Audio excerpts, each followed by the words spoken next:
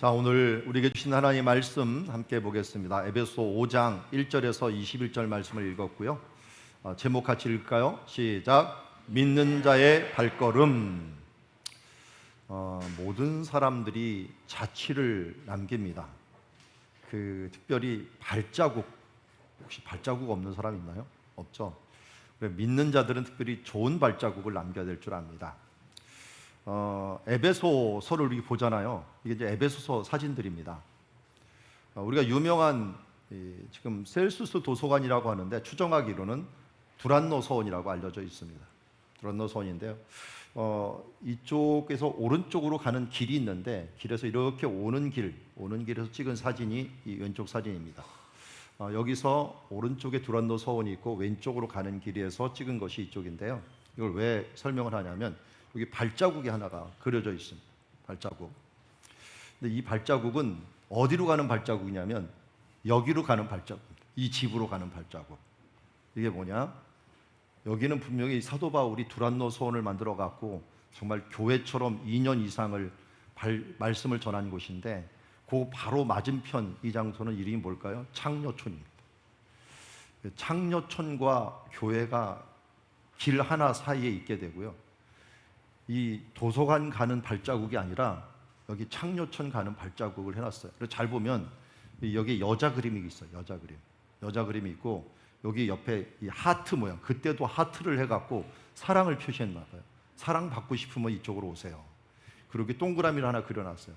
그런데 돈이 좀 있어야 됩니다 하는 거고, 발자국을 보면서 이 발자국보다 적으면 오지 마세요. 애들은 오지 마라 하는 걸로 표시를 해놓았습니다. 참 민망한 발자국인데 사람들이 많이 가서 쳐다봅니다. 저도 갈 때마다 쳐다보는데 이 사람들은 이런 음란한 문화를 만들어 놓은 거죠. 음란한 문화에 하나의 발자국이 남겨져 있는 것입니다. 반면에 지금 빛이 비치는 두란노 서원이라고 하는 이곳에서 하나님의 말씀을 또 전하였던 흔적들이 있습니다. 우리는 이 세상을 살아갈 때 이 두 흔적들이 항상 공존하고 살아가고 있습니다. 반대편에 있는 것 같지만 너무나도 가까이 있는 흔적들, 발걸음들이 우리 가운데 있다는 것을 알 수가 있습니다. 근데 우리는 당연히 어떤 발걸음을 해야 될까요? 1절 같이 함께 읽겠습니다. 시작. 그러므로 사랑을 받는 자녀같이 너희는 하나님을 본받는 자가 되고. 미메테스라고 하는 본받는 자에서 아마 이미테이터가 나온 것 같습니다. 뭔가 본받는 자, 뭐를 따라가려고 하는 자, 우리는 어디에서 가장 많은 영향을 받을까요? 누군가를 이게 나도 모르게 본받게 되죠. 저도 마찬가지입니다. 여러분들도 아마 제일 많이 본받는 사람은 부모일 겁니다. 자라올 때 그렇게 봤으니까요. 저도 그런 모습을 보면서 좋은 점과 좋지 않은 점을 다 배우게 됩니다. 그런데 좋지 않은 점을 자꾸만 드러내곤 하는데요. 사실은 좋은 점이 훨씬 많으니까 우리가 지금 여기 와 있죠. 우리가 많은 부분들을 우리가 부모로부터 영향을 받습니다. 그러나 지날수록 또 많은 영향력을 주는 것이, 우리 이제 나갔지만 중고등부 정도만 되면 부모의 영향력보다 친구의 영향력이 세져요. 부모 말은 안 듣는데 애들 말은 들어요. 아니 어떻게 부모 말을 들어야지 친구 말을 듣냐 하는데 아니에요. 이상하게 친구 말을 더 들어요. 또 어느 때 보면은 세상의 말, 이 멘토라고 하는 사람들의 말을 잘못 이해하고 그 사람들 때 있고, 또 좋은 멘토를 만난다면은 정말 좋은 영향력을 받겠죠. 그래서 우리는 어떤 영향력을 받느냐, 누구를 본받으려냐 하느냐에 따라서 우리 인생이 많이 달라지는 것을 보게 됩니다. 오늘 우리는 누구를 본받으라고 여기 성경에 얘기했습니까? 사랑받은 자같이 하나님을 본받으라 라고 합니다. 왜 우리가 하나님을 본받아야 돼요? 우리는 하나님의 형상으로 지음받은 자들이에요. 그러니까 우리의 본질은 하나님이에요. 그러기에 우리가 완전한 인간으로 거듭나기 위해서는 하나님의 형상으로 회복되는 거예요. 하나님이 우리에게 주신 그 사랑, 그것을 내 마음에 품고 살아가는 자들이 진정한 인간이다 라고 할 수가 있는 거죠. 그래서 오늘 2절에 이렇게 얘기합니다. 그리스도께서 너희를 사랑한 것이 같이 너희도 사랑 가운데 행하라 라고 합니다. 자, 오늘 말씀을 잘 보니까요, 행하라는 말이 이게 여러분 여기는 안 나오지만 원어에서는 명령어로 3개가 나와요. 명령어로. 행하라. 행하라를 원어를 찾아볼 때 페리파테오라고 하는 이 단어에서 왔는데 이것이 워크예요. 워크. 걷다. 주변을 돌아다닌다. 걷다라는 뜻을 갖고 있어요. 그러니까 사랑 가운데 걸어라. 사랑 안에서 걸어라 라고 하는 이 뜻을 갖고 있어요. 근데 이거하고 똑같은 것이 8절에도 나와요. 빛의 자녀들처럼 걸어라. 빛의 자녀들 행하라. 15절은 좀 더 강조한 거예요. 여기는 지혜 있는 자 같이 행하라가 아니라요. 행하기를 자세히 주의하라. 자세히 주의하라가 한 단어예요. 원래 원어상으로는 한 단어인데 자세히 걸을 것을 주의해서 너희 이 행동을 자세히 한번 돌아보면서 내가 걸어봐라 라고 하는 걸 얘기할 수 있습니다. 그냥 뭐 간단히 이야기한다면 오늘 말씀은 그래서 3가지로 우리가 정했습니다. 사랑 가운데 행하라. in love. 그리고 빛의 자녀처럼 행하라. in light. 그리고 지혜의 자녀같이 행하라. in wisdom. 이렇게 오늘 큰 그림으로 우리 본문을 볼 수가 있습니다. 자, 먼저 사랑 가운데 행하라라고 하는 말씀을 함께 보도록 하겠습니다. 우리 2절 말씀 같이 한번 읽겠습니다. 시작. 그리스도께서 너희를 사랑하신 것 같이 너희도 사랑 가운데서 행하라. 그는 우리를 위하여 자신을 버리사 향기로운 제물과 희생 제물로 하나님께 드리셨느니라. 아멘. 1절에서는 사랑받은 자로서 우리가 주님을 본받으라고 했는데 이제는 그냥 하나님의 사랑이 아니라 그리스도께서 너희를 사랑하신 것 같이 우리들의 원동력은 사실은 하나님의 사랑이에요. 우리 요한일서에서도 말씀하신 것처럼 사랑은 여기 있으니 너희가 하나님을 사랑한 것이 아니라 하나님이 먼저 너희를 사랑했다. 그러기에 사랑의 원동력이 있는 거예요. 부모들이 중요한 이유 중에 하나는 부모의 사랑이 자녀들에게 이어지고 자녀들은 그 사랑을 받고 또 다른 사람을 사랑할 수 있게 되는 거죠. 그런데 우리가 부모의 사랑은 불완전합니다. 우리는 누구에게로 초점을 계속 맞춰야 됩니까? 하나님의 사랑으로 초점을 맞춰야 됩니다. 그 하나님 중에서 특별히 예수 그리스도의 십자가 사랑, 이 십자가 사랑에 초점을 맞춰야 됩니다. 그리스도께서 너희를 사랑하신 것 같이. 그걸 뒤에서 설명을 합니다. 그는 우리를 위하여 자신을 버리사 향기로운 제물과 희생 제물로 하나님께 드리셨느니라. 죽기까지 사랑하신 겁니다. 내 죄값을 다 치르시기 위해서 예수님이 우리들의 제사장, 대제사장이 오셨을 뿐만 아니라 우리 대제사장이 되신 그분이 우리의 제물이 되어 주셔서 우리들의 희생 제물, 우리의 죄값을 치르는 제물이 되어 주셔서 우리에게 그 사랑을 베풀어 주셨습니다. 우리들은 그래서 왜 사랑 가운데 행해야 됩니까? 사랑을 받았기 때문에 그렇습니다.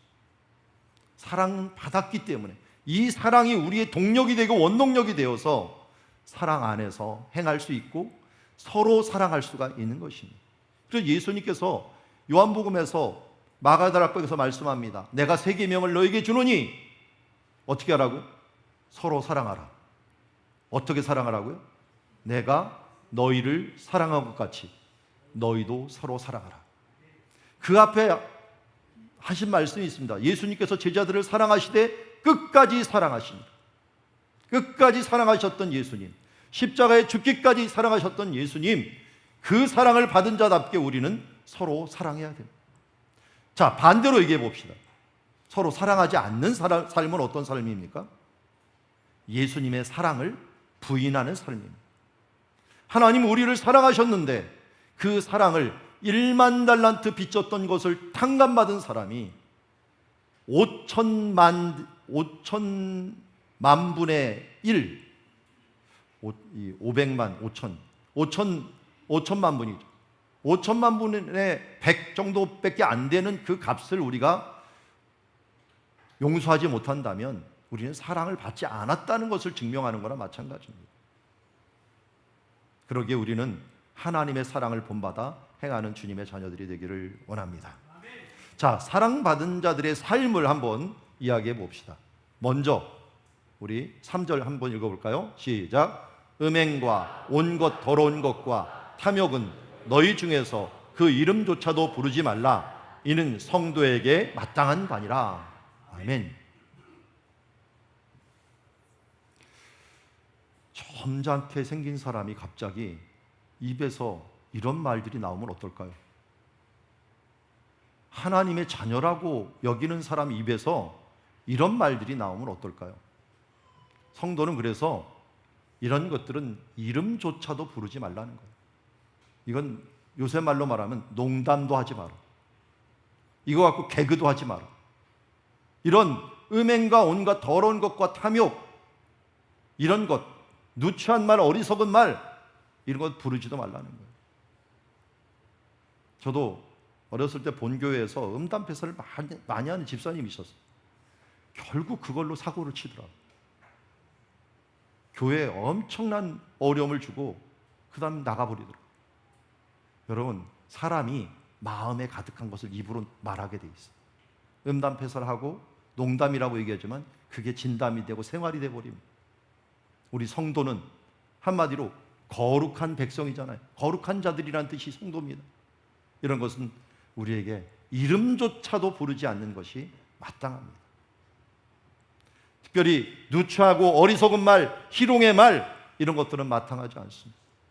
자, 이걸 이기려면 어떻게 하라고요? 오히려 감사하는 말을 하라. 이 4절 한번 더 읽겠습니다. 시작. 누추함과 어리석은 말이나 희롱하는 말이나 마땅하지 아니하니 오히려 감사하는 말을 하라. 로마서 12장 21절 말씀 굉장히 좋아하는 말씀인데, 선으로 악을 이기라 라고 얘기합니다. 선으로 악을 이기라. 뭘 하지 말아야지 라고 하는 것에 소극적으로 얽매이는 삶을 살지 말고 선한 것으로 악한 것을 이겨나가야 됩니다. 샘물이 밑에서 솟아날 수 있도록 만들어줘야지, 하지 말아야지 하면서 그걸 갖다가 아무리 보존해봤자 썩어버릴 수밖에 없습니다. 예수님 우리에게 뭐라고 말씀했습니까? 나를 믿는 자는 그 배에서 생수의 강이 흘러나리라. 주의 믿음으로 계속 나아가고 십자가로 나아갈 때 우리 가운데 생수가 솟아나서, 감사하는 말이 솟아나서 우리가 이 세상을 이길 수가 있습니다. 주님의 뜻이 무엇인지를 묻는 사람들에게 저는 데살로니가에 있는 말씀을 하고 있습니다. 항상 기뻐하라, 쉬지 말고 기도하라, 범사에 감사라. 이는 그리스도 예수 안에서 너희를 향한 하나님의 뜻이니라. 하나님의 뜻이 무엇인지 아시겠죠? 여러분, 뭐 하셔야 돼요? 맨 처음에 항상 기뻐해야 됩니다. 그리고 뒤에 뭐 해야 돼요? 네, 그 다음. 네, 범사에 감사하라. 자, 기뻐하고 감사하는 삶이 주님의 뜻이라고 합니다. 그런데 잘 되십니까? 제 표정을 봐도, 여러분들 표정을 봐도 항상 기뻐하는 것 같지가 않아. 범사에 감사하는 것 같지가 않아. 지쳐갖고 돌아오신 것 같아. 일주일 동안 수고 많으셨습니다. 세상을 살아내느라고 고생 많으셨습니다. 이게 얘라는 병 이기느라고 고생 많아서 얼굴이 헬쭉해서 왔네요. 네. 아프기도 하고 또 이런저런 일들 때문에 정말 감사가 안 나와요. 우리 교회 삼성 다니시는 분 많아요. 제가 몇 가정 빼고는 참 고생 많으십니다. 상대적인 박탈감에 얼마나 고생이 많으십니까? 다 열심히 일했는데 어느 때는 보너스가 뭐 몇 억이 나온다 그러고 나는 하나도 안 나오는 것 같고 막 하니까 얼마나 힘드십니까? 그때 감사하는 말 나오기가 쉽지가 않아요. 그런데 우리가 이게 왜 감사하는 말이 안 나오는가 봤더니 그 가운데 기도가 없어서 그래요. 항상 기뻐하고 범사에 감사하고 싶어. 안 돼. 그래서 하나님이 뭐라고 했냐? 그 가운데 쉬지 말고 기도하라는 거예요. 기도는 뭡니까? 하나님과의 대화입니다. 대화를 하다 보면 진짜 중요한 게 무엇인가를 잊지 않게 됩니다.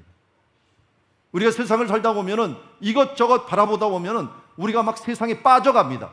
베드로가 예수님이 오는 것을 보면서 나도 예수님 따라서 걷게 해주셔서 무릎 또 뛰어내렸습니다. 맨 처음에 몇 발자국을 걸었어요. 어떨 때 걸었습니까? 예수님 바라볼 때 걸었습니다. 그런데 옆에 바람과 물결들을 보면서 바닷속으로 빠져들어갔습니다. 그 모습이 우리의 모습이에요. 우리는 예수님을, 오늘 이 시간은 예수님 잘 보고 계시죠? 예수님 반짝 잘 봅니다. 그런데 나가는 동시에 조금만 우리가 이탈한 동시에 우리의 바람이 보이고 물결이 보이면서 그것 바라보면서 감사가 안 나와요. 기쁨이 안 나와요. 그러다 보니까 어떻게 됩니까? 이것저것 걱정하다 보니까 이 세상에 빠져버리는 거예요. 감사의 말이 나올 수가 없는 거죠. 이런 말들이 우리를 지금 장악하고 있는 이 세상에서 우리가 더욱더 예수 그리스도께 초점을 맞출 때 우리는 나 같은 죄인이 무엇이겠는데, 나 같은 죄인이 예수 그리스도를 믿고 하나님의 자녀된 것보다 더 큰 복이 없는데 이 복을 또 잊어버렸구나 하는 그 마음으로 다시 조율을 하면서 하나님을 바라보게 되는 것입니다. 항상 기뻐하고 쉬지 말고 기도하고 범사에 감사하는 주의 뜻을 행하는 감사의 말로 하나님께 영광을 돌리는 우리 사랑누리 가족들이 되기를 주의 이름으로 축원합니다. 자, 그래서 오늘 말씀에 근거하면은 이겁니다. 우리는 사랑받는 자녀가 되었어요. 그리고 하나님이 우리를 정말 사랑하시되 특별히 아들을 보내서 그리스도께서 우리를 사랑해 주셨어요. 우리는 뭐가 되었어요? 이제 하나님의 자녀가 되었습니다. 하나님의 자녀가 되었기 때문에 세상에서 밀려오는 게 있어요. 이름조차 부르기도 힘든 모든 음행과 온갖 더러운 것들, 이런 것들이 우리에게 계속 들어옵니다. 귀로 들어와요. 그런데 우리는 어떻게 돼요? 이 정체성을 가지고 필터로 걸러내야 됩니다. 하나님께 감사하고 하나님께 이런 부분들은 내가 부르지 않는 것이 마땅하다 하면서 하나님께 감사하는 말로 우리가 필터로 걸어내는 그것이 뭐냐? 우리들의 정체성이라는 거예요. 나는 하나님의 자녀이기에 이런 것에 흔들리지 않는다라고 하는, 우리가 이 정체성이 우리의 인생의 필터가 되어서 어떤 것이 오더라도 합력하여 선을 이룰 수 있는 하나님의 역사로 나아갈 수 있는 그리스도인 하나님의 자녀가 되기를 주의 이름으로 축원합니다. 여기 지금 에베소 풍경을 제가 찍었는데요. 여기 얼마나 극장이 높은지 이 극장 위에서 제가 한번 촬영을 했어요. 촬영을 했더니 극장이 보이고 이게 26,000명이 들어가는 극장입니다. 이쪽으로 쭉 가면 멀리 보이는지 모르겠는데 빛이 비치는 여기에 두란노 선이라는 장소가 보입니다. 그리고 앞으로 쭉 가면 해변으로 가고 항구로 가는 길들이 보이는 곳입니다. 여기서 사도 바울이 이 극장에서 아주 큰 일을 당한 적이 있습니다. 여기는 데메트리오라고 하는 은장색, 은으로 된 장식품을 만드는 사람이 있었는데 그 사람이 폭동을 일으킨 거예요.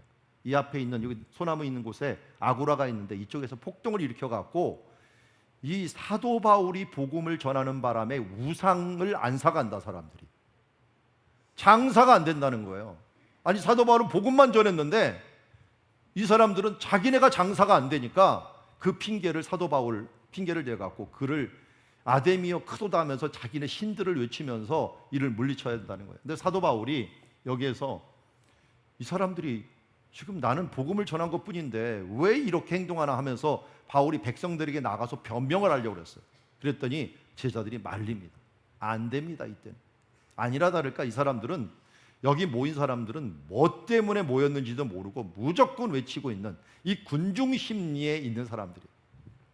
이 사람들이 어떻게 진압이 됐는지 아십니까? 여기 있는 지도자 서기관이 딱 와갖고 이러다가 로마 군대 옵니다 라고 하니까 쑥 들어가 버렸어요.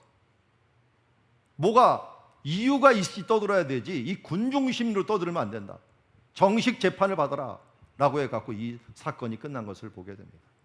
여러분, 우리는 때로 언론이라든지 여러 곳으로 마녀사냥처럼 사람들에게 막 몰아갈 때가 있습니다. 그럴 때 조심해야 됩니다. 그럴 때는 사도 바울이 그 앞에 나가갖고 변명을 해봤자 필요가 없어요. 그러니까 참 그리스도의 사랑을 본받아 행하지만 이 일들에서 지혜로운 모습들이 필요할 때가 있습니다.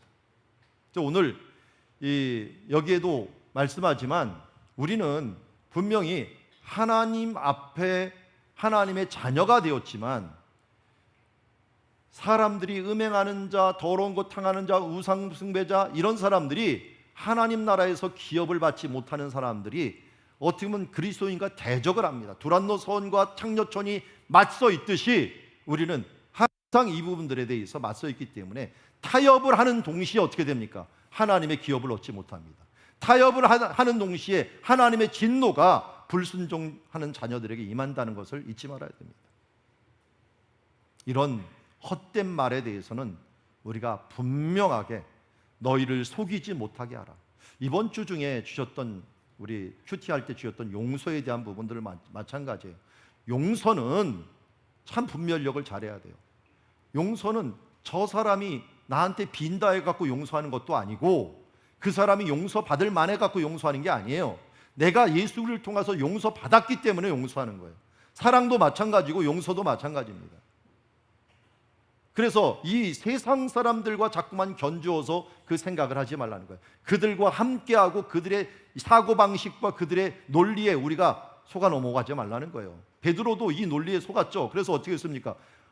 예수님, 내가 다른 사람들이 7번 용서하면 되겠습니까? 라고 하면서 7이라고는 숫자에 또 노예가 되었습니다. 굉장히 많이 용서한 것이죠. 그렇지만 예수님 뭐라 그랬습니까? 7번씩 70번이라도 얘기하면서 숫자를 벗어나라. 은혜의 법칙에 의해서 살아라. 숫자가 아닌 하나님께서 내게 너를 용서해 줬으면 너도 용서를 선포하며 나가라 라고 합니다. 가끔 가다가 억울한 말 들을 때가 있어요. 용서하지 못할 만한 말들을 들을 때도 많고요. 언제 그러십니까? 그런 말 들을 때 어떻습니까? 특별히 앞에서 일을 하다 보면은, 특별히 여러분들이 직분이 올라가거나 또 나이가 들거나 그러다 보면은 억울한 얘기 더 많이 들을 수 있어요. 저도 저희 아버님이 목사님이었고 저도 목사가 되었지만 이 들려오는 소리 들으면 정말 억울한 일들이 많아요. 그래서 어쩌란 말이냐 하는 이런 경우도 많이 있어요. 그럴 때마다 제가 쉬지 말고 기도하는 기도로 딱 해보면 말이 쑥 들어가 버립니다. 왜 쑥 들어갈까요? 하나님이 이렇게 얘기합니다. 나는 더하다. 모든 핑계를 하나님께 대고 있는 이 세상에서 하나님은 끊임없이 참아내는데 우리가 참지 못할 게 뭐가 있겠습니까? 용서하지 못할 게 뭐가 있겠습니까? 그렇지만 하나님은 분명히 우리에게 심판이 있고 진노가 있다는 것을 잊지 말아야 됩니다. 순종하는 자들에게는 기업을 주실 것이요 불순종하는 자들에게는 진노를 내실 것이라는 것을 알고 그들과 함께하지 말고 그들의 원리에 우리가 속아 넘어가지 말고 하나님의 뜻에 따라서 감사로 불평을 이기는 삶으로 나아가는 주의 자녀들이 되기를 주의 이름으로 축원합니다. 자, 이제 우리는 하나님의 자녀라고 하는 것, 하나님의 사랑을 받았다라고 하는 것들이 큰 힘이 된다면 이제는 우리가 하나님의 사랑받아서 뭘로 변했느냐? 빛의 자녀로 변했다는 것입니다. 자, 8절 같이 읽겠습니다. 시작. 너희가 전에는 어둠이더니 이제는 주 안에서 빛이라. 빛의 자녀들처럼 행하라. 아멘. 우리가 예수 믿기 전에는 어둠이었습니다. 그러나 이제는 주 안에서 빛이 되었습니다. 왜 빛이 되었습니까? 요한복음 1장 4절에 그 안에 생명이 있었으니, 그는 예수님입니다. 예수 안에 생명이 있었으니 이 생명은 사람들의 빛이라. 우리가 예수 그리스도를 믿음으로 그분을 영접함으로 그분이 빛이기에 우리는 빛이 되었습니다. 우리는 빛의 자녀가 되었습니다. 그러기에 이제는 빛의 자녀로 살아야 됩니다. 내가 빛의 자녀가 아닌가는 열매로 알 수가 있습니다. 자, 9절 함께 읽겠습니다. 시작. 빛의 열매는 모든 착함과 의로움과 진실함에 있느니라. 아멘. 마태복음 7장 20절에 예수님께서 말씀하시기를 이러므로 그들의 열매로 그들을 알리라.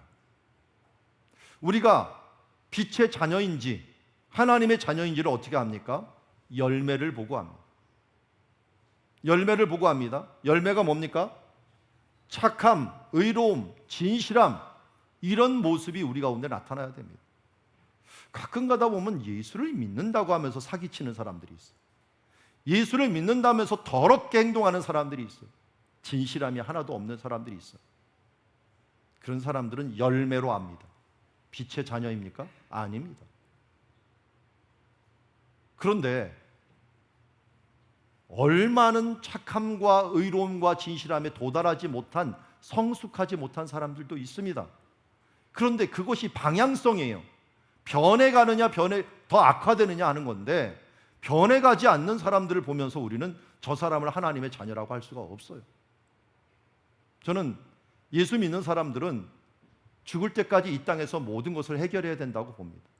천국에 가서는 계산을 안 합니다. 그래서 여러분들 예수 믿는 사람들은 이 땅에서 하나님이 더 민감하십니다. 왜? 천국에서는 영생을 얻고 복락을 얻는 그 삶을 살아야 되지만 이 땅에서는 거룩한 삶을 살아야 되기 때문에 어떻게 보면 악한 사람들이 살다가 영원한 형벌에 떨어지는 것보다 이 땅에서 잠시 고생하지만 영원한 생명을 얻는 사람들이 이 땅에서 더 고생스러울 수는 있습니다. 그러나 마지막에 보면 뭐가 일어납니까? 열매로 가게 됩니다. 그래서 우리가 나이가 들면서 신앙생활을 하면서 진짜 신앙인들은 이 모습이 배어 나와야 됩니다. 우리의 영혼의 피부에서 착함과 의로움과 진실함이 배어 나오는 사람, 이런 사람이 정말 빛의 자녀로 살아가는 것입니다. 이 빛은 예수 그리스도로부터 왔기에 내 안에 예수 그리스도를 모시고 있다면 당연히 이런 빛이 나오게 되어 있습니다. 그러기에 이게 빛의 열매를 맺기 위해서 우리가 해야 될 것들은 뭐 많지가 않습니다. 주님을 기쁘시게 할 것이 무엇인가 하는 걸 한번 시험해 보라는 것입니다. 주님이 기뻐하실 것이 무엇인가를 분별하라는 것입니다. 그러므로 어리석은 자가 되지 말고 오직 주의 뜻이 무엇인가 이해하라고 17절에서는 말하고 있습니다. 로마서 12장 2절, 우리 요절로도 외웠던 말씀인데요. 한번 읽어보겠습니다. 시작. 너희는 이 세대를 본받지 말고 오직 마음을 새롭게 함으로 변화를 받아 하나님이 선하시고 기뻐하시고 온전한 뜻이 무엇인지 분별하도록 하라. 아멘. 기쁘시게 할 것, 주의 뜻이 무엇인가. 우리 지난주에는 예수라면 어떻게 할 것인가 그랬는데 이걸 뛰어넘어야 됩니다.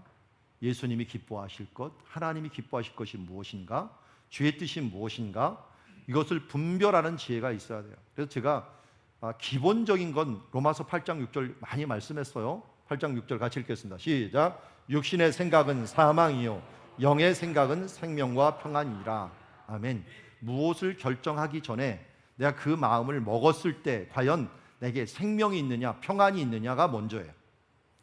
이건 합리적이고 좋다고 보이지만 마음이 힘들어요.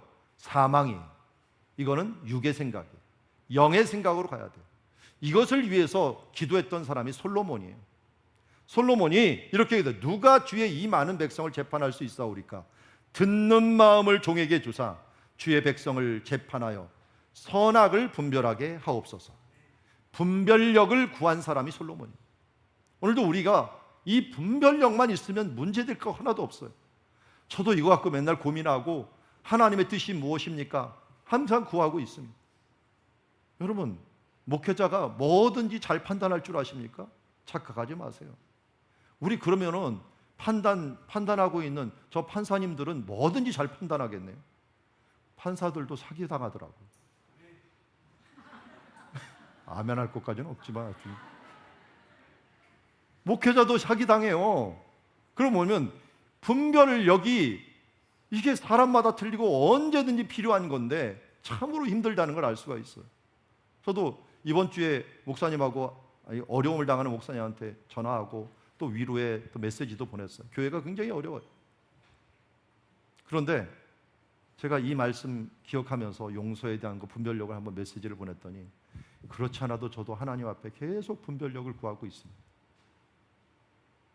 우리는 끊임없이 분별력을 구해야 되는 거예요. 그렇게 점잖고 성인 같은 자녀들이 자녀를 키울 때는 방황을 합니다.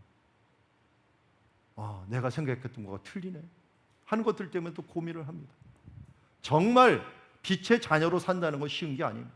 우리는 끊임없이 하나님과 함께 조율하면서 주의 뜻이 무엇인가를 분별하고 기도하며 나아가는 주의 자녀가 되어야 될 줄 믿습니다. 기쁘시게 할 것이 무엇인가 분별하고, 분별할 때는 어떻게 하느냐? 시험하는 게 필요해요. 시험하는 게. 앞에 보이는 교회가 케이블 칼리지라고 하는 곳으로 옥스포드 대학 안에 여러 칼리지가 있는데 그 칼리지 안에는 대부분 이 예배 처소가 하나 있습니다. 이 채플이 하나씩 있는데요. 이 케이블이라고 하는 곳에 있는 채플입니다. 이곳에 제가 영국에 집회를 갔더니 이곳을 옥스퍼드를 소개하면서 갔습니다. 멋있죠? 그런데 여기를 가려고 한 게 아니라 여기 가서 오른쪽으로 들어갔어요. 오른쪽에 들어가니까 이 그림이 있더라고요. 이 그림. 우리 요한복음 3장 20절을 그린 그림입니다. 이 그림이 있는데 이 그림이 가까이 가다 보니까 오른쪽에 이런 표시가 있어요. 이 그림이 있고 여기에 그 소개가 쭉 있습니다. 이 소개 이 이름이 바로 세상의 빛이라는 것이에요. The Light of the World라고 해갖고 이 세상의 빛이라고 하는 이 제목으로 쓴 건데요. 홀만 헌트라고 하는 사람이 그렸습니다.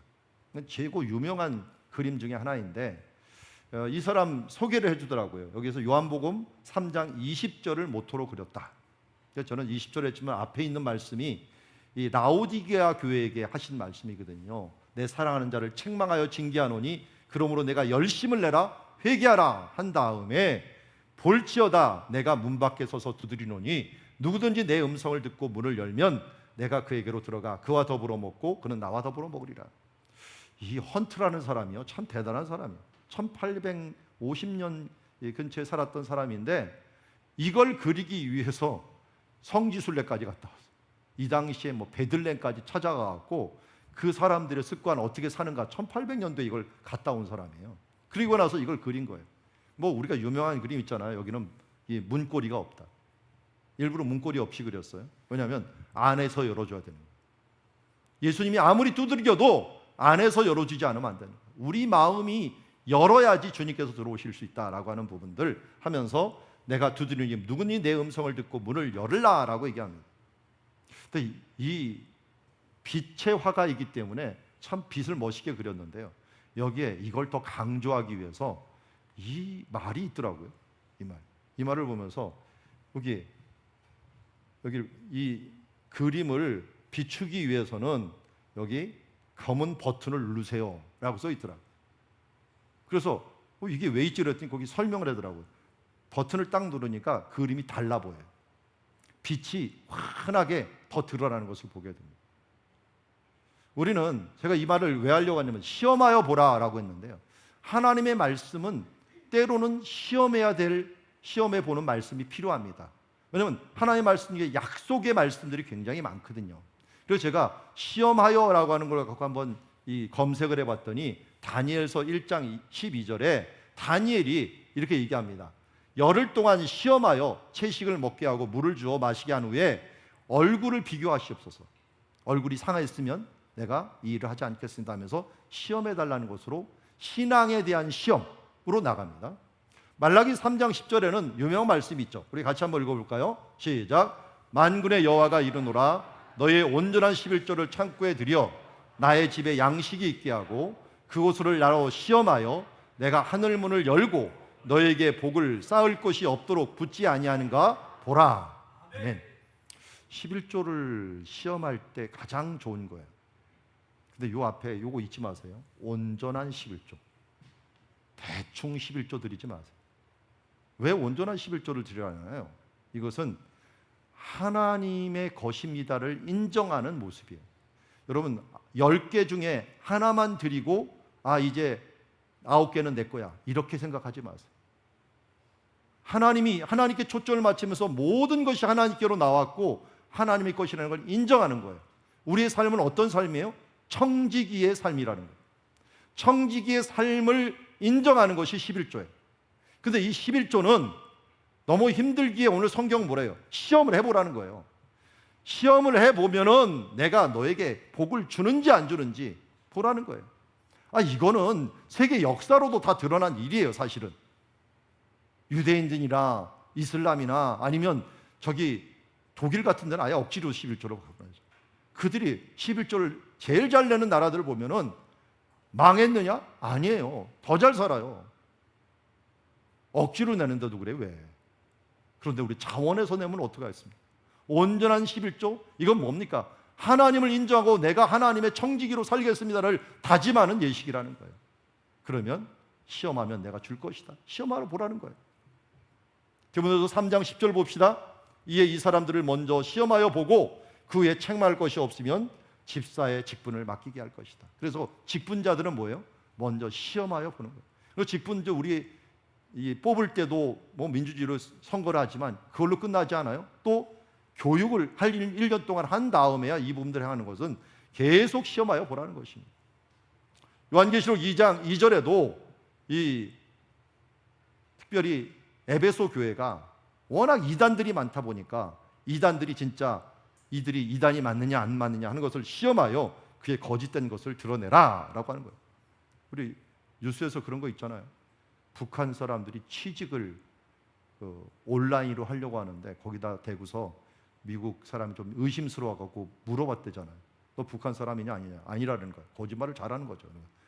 김정일 뭐 거기다 뭐라고 했나? 김정일은 나쁜 놈이다. 배드가이다. 한번 말해봐라 했더니 말을 못하고 끊어버리더래. 우리 이단들 오면 똑같이 그 이단 괴수들 놓고서 얘기하면 돼요. 그 사람 나쁜 사람이다 말해봐 하면은 분명히 말을 못하는 일들이 벌어지는 거예요. 시험하여 보라는 거예요. 시험하여. 하나님이 기뻐하시는 것이 무엇인가를 우리 말씀을 붙잡고 내 삶에서 시험하여 보라. 그러다 보면 어떻게 해요? 시험할 필요도 없이 이제 순종이 나오는 거예요. 오늘 11절에는 열매 없는 어둠의 일에 참여하지 말고 도리어 책망하라고 합니다. 어둠의 일은 참여하지 말고 관여하지 말고 책망을 하라고 합니다. 우리 자녀들 어둠의 일을 하는데 침묵하지 마세요. 책망하십시오. 근거를 가지고 말씀의 근거를 가지고 책망해야 된다. 이것들은 열매 없는 것이고 부끄러운 것입니다. 그래서 오늘 14절에 그러므로 이르기를 이라면서 잠자는 자여 깨어서 죽은 자들 가운데 일어나라. 그리스도께서 너에게 비추리라. 이게 뭔 말인가? 이 인용 구절이 뭔가 있을 것인데 여러 구절들이 인용했는데 이게 무슨 말인가 봤더니요. 세례를 줄 때, 초대교회 세례를 줄 때 하는 말이래요. 초대교회 때 세례를 줄 때 잠자는 자여 깨어서 죽은 자 가운데 일어나라. 그리스도께서 너에게 비추시라 하면서 주시는 세례의 문구인데 너희가 그거로 세례를 받았지 않느냐? 그러니까 이제는 열매 없는 어둠의 일, 부끄러운 일 벗어버리고 빛의 자녀로 살아가라 라고 말씀하는 것이라 할 수 있습니다. 자, 세 번째는 오늘 지혜 있는 자 같이 행하라 라고 말합니다. 우리 오늘 요절이기도 한데요. 15절, 16절 같이 읽겠습니다. 시작. 그런즉 너희가 어떻게 행할지를 자세히 주의하여 지혜 없는 자 같이 하지 말고 오직 지혜 있는 자 같이 하여 세월을 아끼라. 때가 악하니라. 아멘. 이게 아니라 17절, 18절이군요. 요절이. 이거 왼쪽에 그림 제가 자주 보여드립니다. 이게 무슨 신이요? 기회의 신. 이걸 헬라어로 카이로스 신이라고 부릅니다. 카이로스. 이걸 왜 얘기했느냐? 지금 이 성경에 보면은 세월을 아끼라라고 얘기합니다. 세월이라는 말이 카이로스예요. 카이로. 아끼라는 말이 엑사고라조 해갖고 대속하다, 무엇을 값을 치르다는 거예요. 그러니까 이걸 원어적인 의미로 보면은 세월을 아끼라는 것은 기회가 왔을 때 값을 치러서라도 반드시 붙잡으라는 거예요. 그래서 여기 지금 헬라 사람들이 표현하는 이 카이로스를 잡으라, 세월을 아끼라는 말을 어떻게 표현하냐면 앞에서 올 때 빨리 저울질해라. 순간적으로 저울질하고 머리카락 앞에만 있어요. 앞에서 딱 잡아라. 뒤에는 대머리입니다. 그리고 날개가 발까지서 엄청나게 많습니다. 빨리 지나간다. 그러니까 빨리 판단하고 그것을 어떤 값을 치려도 기회가 왔을 때 잡으라는 겁니다. 세상적인 기회가 아니라 하나님이 주신 그 어떻게 행할지를 자세히 주의해 지혜 있는 자 같이 행하여서 하나님의 이 기회를 놓치지 말라는 거예요. 여러분 지금이 은혜 받을 만한 때 지금이 구원의 날이라고 하지 않았습니까? 오늘 이 시간 예배 드리는 이 시간 딴짓하고 있어. 그럼 뭐예요? 세월을 아끼는 게 아니에요. 기회를 놓치는 거예요. 내가 있는 이 시간 동안 하나님 주신 것들을 소중히 여기고 기회를 보시기 바랍니다.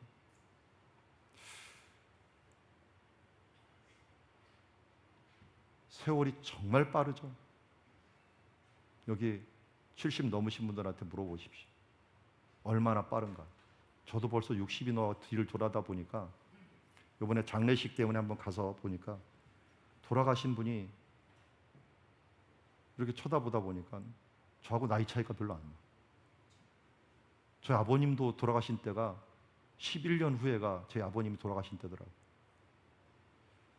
저도 심장이 안 좋은데 언제 갈지 모르겠구나 하는 생각이 딱 드니까 갑자기 정말 빠르구나 하는 생각을 들게 됩니다. 천년 만년 살 것 같은 우리들의 모습이 아니고 정말 빨리 지나기 때문에 주님께서 주신 이 시간에 해야 될 수 있는 그 기회를 놓치지 말고 우리가 어떤 값을 치르라도 지혜 있게 행하는 주의 자녀들이 되기를 원합니다. 그리고 여기서 또 얘기합니다. 그러므로 어리석은 자가 되지 말고 주의 뜻이 무엇인가 이해하라. 이 주의 뜻 이해하는데 제일 방해가 되는 게 18절이 있어요. 이거 좀 깨름직하는 분들이 많을 것 같은데 같이 읽겠습니다. 시작. 술 취하지 말라. 이는 방탕한 것이니 오직 성령으로 충만함을 받으라. 아멘. 제가 설교할 때 원칙이 있습니다. 누가 생각나면 그 얘기 안 합니다. 지금 이거 생각나는 사람이 오늘 안 왔어. 얘기해도 될 것 같아. 술 취하지 말라 하는데요. 왼쪽에 이 사건이 뭐냐면 나답과 아비후라고 하는 아론의 두 아들이에요. 두 아들이 위임식을 하는, 대제사장 위임식 하는 그 주간에 여기 불을 하나님께서 내려주신 불이 있는데 그 내려주신 불이 아니라 다른 불을 갖고 향단, 하나님 앞에 분향하는 데 들이다가 이 불이 나와서 두 사람을 살라 죽였습니다. 왜 그럴까라고 했는데 하나님이 직전에 다른 불 드리지 말고 이 불 드려라, 내가 내려준 불이니까 이 불 드려라 라고 했는데 그걸 안 드리고 왜 이 사람이 다른 불을 가지고 들어갔을까요? 그 뒤에 나오는 말씀이 뭐냐면 독주를 마시고 들어가지 말라 라고 하는 말을 합니다. 결국 술 취해서 하나님의 명령을 잊어버린 거예요. 여러분, 술을 취한다는 건 뭐냐면 마귀에게 틈을 주는 거예요.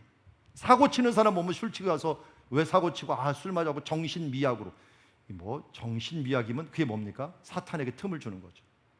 우리가 왜 술 취하지 말아야 되느냐? 우리 빛의 자녀들은 분명히 사탄이 틈을 탑니다. 그러기에 어느 순간 어떤 일이 벌어질 수 있는, 이게 없는 이런 상황들 가운데 우리가 정신을 맑게 가져야 되기 때문에 술 취하지 말아요. 자, 여기 삼손 지금 집 부수고 있는데 마지막 사명을 다하는 것입니다. 그때 어떻게 했어요? 맹인이 돼 있었습니다.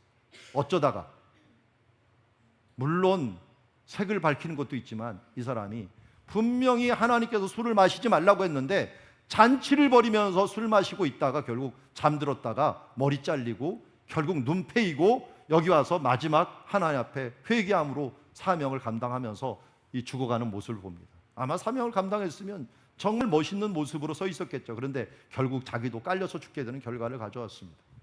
갑자기 웬 바카스를 여기다가 해놨는데, 여러분 바카스의 이름이 어디서 왔는지 아시죠? 바쿠스라는 말에서 왔어요. 바쿠스라는 말은 바로 술신입니다. 술신. 로마어로, 이렇게 라틴어로 된 거고요. 술신이 원래 원은 이오니소스라고 하는 신이 있습니다. 여기 그려져 있는 게 이오니소스인데요. 이런 단지에는, 술그릇에는 이오니소스라는 이 술신을, 바카스라는 신을 갖다가 엄청나게 그려놨어요. 많이 발견이 됩니다. 그래서 이걸 갖고 마시면서 그들이 이 술 취하는 것들에 대해서 정말 당연시했던 문화가 바로 이 에베소의 문화고 로마의 문화입니다. 그런데 술 취하지 말라고 합니다. 이걸 또 어떻게 얘기합니까? 여기 보면 성령 충만함을 받으라 라고 얘기합니다. 성령 충만함을 받으라. 성령 충만함, 선으로 악을 이기는 거예요. 성령 충만함을 받다 보면은 이런 일들에 신경을 쓰지도 않는다는 거예요. 저희 아버님도 옛날에 간증하는 걸 봤는데 술 마시기 대회 전국에서 2등 했다라고 하는 걸 얘기하시더라고요. 그랬더니 빨리 가셨어. 젊었을 때 아무리 건강한 사람이라도요, 자랑하지 마세요. 뭔가 계속 안 좋은 걸 넣으면은 몸이 상하게 돼 있어요. 술 취함 우리 몸을 상하게 만들어버리고 우리의 영을 상하게 만들어버립니다. 빨리 돌아오십시오. 주 안에서 성령이 충만한 삶으로 살아가야 됩니다. 성령 충만한 삶은 어떤 삶입니까? 이렇게 갑니다. 19절 같이 읽습니다. 시작. 시와 찬송과 신령한 노래들로 서로 화답하며 너의 마음으로 주께 노래하며 찬송하며 범사에 우리 주 예수 그리스도의 이름으로 항상 아버지 하나님께 감사하며 그리스도를 경외함으로 피차 복종하라. 아멘. 사도 바울이야말로 성령 충만하니까 그야말로 억울하게 맞았던데도 불구하고 감옥에서 어떻게 했습니까? 노래하며 찬송했습니다. 그 찬송의 결국 옥문이 흔들리면서 그의 모든 옥새가 열린 것을 보게 됩니다. 그리고 나서 도망가지 아니하고 그 가운데서 지켜보고 있으면서 하나님이 하신 일을 기다리다 보니까 하나님께 감사할 일이 생겼습니다. 그 간수가 예수를 믿고 주 예수를 믿으라 그리하면 너와 내 집이 구원을 얻으리라라는 말씀을 통하여 간수가 예수를 믿어서 빌립보 교회를 이루게 되었습니다. 그러면 그 교회가 사도 바울을 가장 많이 밀어주는, 그야말로 오늘 에베소서를 쓰지만 이게 빌립보서를 쓸 때가 동일한 시간에 썼습니다. 동일하게 옥에서, 옥중서신이라는 것 중에 하나가 에베소서와 빌립보서가 동일하게 되는데 그 옥중에서 낳은 그 사람들이 가장 많은 부분들을 헌신해 주면서 하나님의 말씀에 복종하며 살았던 모습을 보게 됩니다. 우리는 성령 충만한 이 세 정말 사이클이 선순환적으로 일어날 줄 압니다. 하나님을 찬양하고 범사에 감사하고 피차 복종함으로 말미암아 우리가 성령 충만한 삶으로 계속적으로 이어지기를 원합니다. 자, 오늘 말씀을 정리합니다. 오늘 말씀은 먼저 사랑 가운데 행하라 라고 말합니다. 사랑으로 걸으라, 빛의 자녀처럼 행하라, 지혜 있는 자처럼 행하라 라고 얘기합니다. 우리들의 동력이 있습니다. 십자가의 사랑이 있습니다. 우리의 정체성이 있습니다. 빛의 자녀라는 정체성입니다. 성령 충만함이 지혜 있는 자같이 우리를 이끌어준다는 이 사실들을 알고 우리가 빛의 자녀답게 행하는 자들이 되기를 원합니다. 여러분, 이번 주에 결단을 하십시오. 내가 주님 앞에 매일 하나님의 뜻을 묻는 주님의 자녀가 되겠다. 그리고 감사를 날마다 우리 가정에 감사지를 지었지만 감사 제목을 기록하고 또 서로 고백하는 삶이 되겠다. 언어에 있어서 불평등 시대 대신에 감사의 적극적인 말을 하겠다. 그리고 한 사람 이상을 찾아서 겸손히 섬기고 피차 복종하며 격려하겠다라고 하는 성령의 인도함을 따라 사는 우리들이 되기를 원합니다. 여러분들의 오늘 한 주간의 발걸음이 사랑의 걸음이 되기를 원합니다. 빛의 걸음이 되기를 원합니다. 지혜의 걸음이 되기를 원합니다. 오늘 함께 찬양할 때 빛을 들고 세상으로 함께 찬양하면서 이 결단을 하나님께 드리도록 하겠습니다.